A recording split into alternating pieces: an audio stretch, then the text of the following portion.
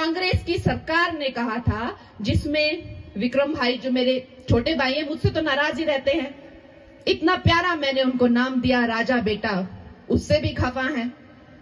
इतना प्यारा मैंने उनको बोला राजा बाबू, उससे भी खफा है। हम जो हमारे जो शीर्ष नेतृत्व हैं, अगर कोई हमसे हमारी तुलना करे तो हम तो गदगद हो जाएं।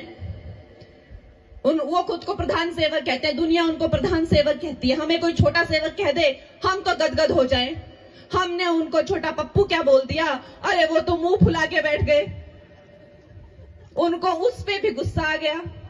मुझे कहते हैं मैंने अभद्र भाषा यूज की।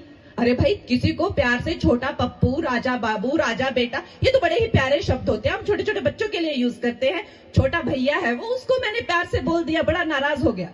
लेकिन वो भी मंत्री है इस सरकार में, तो वो भी इन बातों का जवाब दे कि आपने कहा था कि आप पेंशन स्कीम जो है वो शुरू करेंगी। की आपने स्कीम, पेंशन स्कीम शुरू किया आपने? काम की बात कीजिए। आपने कहा था मोबाइल हॉस्पिटल बनाएंगे, मतलब वैनें होंगी जिनमें हॉस्पिटल होंगे, वो घर घर जाकर, गली गली जाकर मुफ्त इलाज करेंगे। देखी ऐसी वैन किसी ने? देखी क्या मंडी में ऐसी वैन किसी ने नहीं देखी। आपने कहा था 5 से 6 लाख नौकरियां देंगे, मिली क्या किसी को नौकरी? आपने कहा था महिलाओं को, बेटियों को 1500 हर महीने देंगे, मिला क्या किसी को 1500? आपने कहा था जो बागवान फल उगाते हैं वो अपना मूल्य खुद तय करेंगे, हुआ क्या ऐसा? आपने कहा था खाद आप जो है 2 रुपए में ले, हुआ क्या ऐसा? अरे विक्रम भैया, आपसे काम की बात करें तो आप उल्टी बात करते हैं, और जब आपसे उल्टी बात करें तो आप कहते हैं हमें सीधी बात करनी है।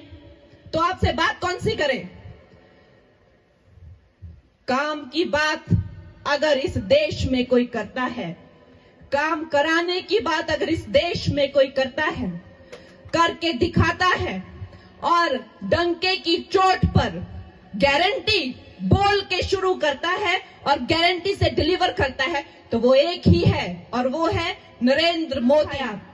फिर मैंने कहा कि बताइए आपके नहीं, मैं समझता हूं कि कंगना रनौत जी के बारे में मैंने कल भी कहा कि मैं उनका बहुत मान सम्मान करता हूं, और उनका ही नहीं, हिमाचल प्रदेश की हर महिला का, हिमाचल प्रदेश की हर बेटी का। वो अपने को हिमाचल की बेटी कहते हैं, बहुत अच्छी बात है, वो हिमाचल की बेटी हैं। मगर उनको ये नहीं भूलना चाहिए, हिमाचल में और भी ऐसी 15 से 20 लाख बेटियां हैं जिन्होंने हिमाचल प्रदेश का नाम अपने अपने क्षेत्र में रोशन किया है और भविष्य में करेंगी। आज तक मैंने उनसे पूछा कि मनाली में उन्होंने, जहाँ पे कल वो जिस मंच के ऊपर बात कर रही थी, उन्होंने राजनीतिक भाषण तो दिया, उन्होंने अपशब्द का इस्तेमाल तो किया, मगर क्या उन्होंने आपदा के समय में 1 रुपए का योगदान मनाली के लोगों को दिया? वो कहती है मेरा घर मनाली में है, मगर क्या मनाली के लोग के साथ वो कंधे से कंधा मिलाकर खड़ी रहीं? वो कहती हैं कि मैं उस समय राजनीति में नहीं थी, मैं उस समय कोई चुनी हुई पद के ऊपर नहीं थी। मैं उनको ये कहना चाहूँगा कि समाज सेवा के लिए, अपने लोगों के साथ खड़ा होने के लिए कोई पद की आवश्यकता नहीं होती है। अगर आपके मन में सेवा भाव था तो आप आपदा के समय में यहाँ पर आती, लोगों का समर्थन करती, और सरकार को भी जो आपने नाममात्र समर्थन किया उसमें भी आपने किस तरीके से बहानेबाजी करी, किस तरीके से आपने कहा कि कभी कहा सर्वर डाउन है, कभी कहा ट्रांसफ़र नहीं हो रहा है। मैं उनको कहना चाहूँगा कि जिन बच्चों ने मुख्यमंत्री जी से मिलकर, अपने छोटे छोटे स्कूली बच्चों ने अपने गुल्लक देकर, कईयों ने 100 रुपये, कईयों ने 200 रुपये, कईयों ने 300 रुपये दिए, तो वो श्रद्धा भाव से दिए हैं। अगर उसको देते हैं, अगर योगदान दिया जाता है, एक हाथ से दिया जाता है, तो दूसरे हाथ को उसके बारे में पता नहीं होता है। इस तरीके से वो दिया जाता है, मगर इसको पब्लिसाइज कर जो सहानुभूति लेने की कोशिश उन्होंने करी है वो दुर्भाग्यपूर्ण है, पर हम उनका मान सम्मान करते हैं। मैंने उनको कल भी कहा कि मुद्दों के ऊपर बात हो।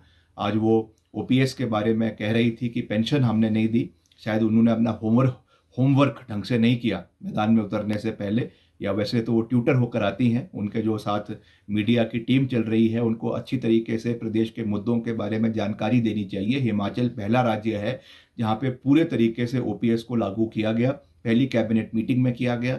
अगर वो इतनी ही हितैषी प्रदेश के कर्मचारियों की है तो मैं उनसे निवेदन करूंगा कि जो 9,000 करोड़ रुपए हिमाचल प्रदेश के कर्मचारियों के केंद्र सरकार के पास फंसे हुए हैं उसको रिलीज करवाने के लिए मोदी जी से बात करें, ताकि वो पैसा हिमाचल के कर्मचारियों को मिले और हिमाचल के कर्मचारियों को जो हमने ओपीएस के लाभ दिया है उसका पूरा लाभ हमारे साथियों को प्रदेश के अंदर मिले।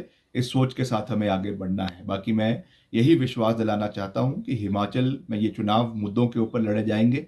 ग्लैमराइज तरीके से चुनाव नहीं लड़े जाते हैं। बड़ी बड़ी बातें करने से लोगों के दिल नहीं जीते जाते, उसके लिए काम करना पड़ता है। उन्होंने पिछले कल जो है वो हमारे पूर्वजों की बात करी है। हमें उनसे कोई सर्टिफिकेट लेने की आवश्यकता नहीं है। वीरभद्र सिंह जी हिमाचल प्रदेश के 6 बार मुख्यमंत्री रहे। अगर उन्हें राजा कहा जाता है तो इसलिए नहीं कि वो किसी रियासत के राजा थे, इसलिए कहा जाता है कि 6 बार वो हिमाचल प्रदेश के इलेक्टेड चीफ मिनिस्टर बने हैं। और आज तक इतने लंबे समय तक प्रदेश में कोई मुख्यमंत्री नहीं रहा। केंद्रीय मंत्री रहे, 3 बार मंडी के सांसद रहे। इसलिए इस तरीके की बेतुकी बातें करना मैं समझता हूं कि उससे लोगों का दिल नहीं जीता जाएगा। ये एक लोकतांत्रिक प्रणाली है। हम 1947 के बाद एक डेमोक्रेटिक जो है वो संस्था में रहते हैं, देश में रहते हैं। मगर मैं उनको क्या कहूं जो ये सोचते हैं कि भारतवर्ष को आज़ादी ही 2014 में मिली और उन्होंने केवल कांग्रेस के लोगों का अपमान तो किया ही है, मगर मुझे दुख है इस बात का कि उन्होंने श्रद्धेय स्वर्गीय अटल बिहारी वाजपेयी जी का जो है वो अपमान भी किया है। अगर वो ये कह रही हैं कि हमको आज़ादी 2014 में मिली, तो जो 1998 से लेकर 2004 तक माननीय स्वर्गीय वाजपेयी साहब की सरकार देश के अंदर रही, उसमें भी जो बड़ा कॉन्ट्रीब्यूशंस देश के लिए रहा, उस समय जो पहला एटॉमिक न्यूक्लियर टेस्ट जो है वो करवाया गया, जो हमारी आंतरिक सुरक्षा के लिए बहुत आवश्यक है, जिसकी शुरुआत पूर्व कांग्रेस पार्टी की सरकारों ने करी थी, मगर उसको लॉजिकल कंक्लूजन तक ले जाने का कार्य एनडीए सरकार ने वाजपेयी साहब के सरकार में किया।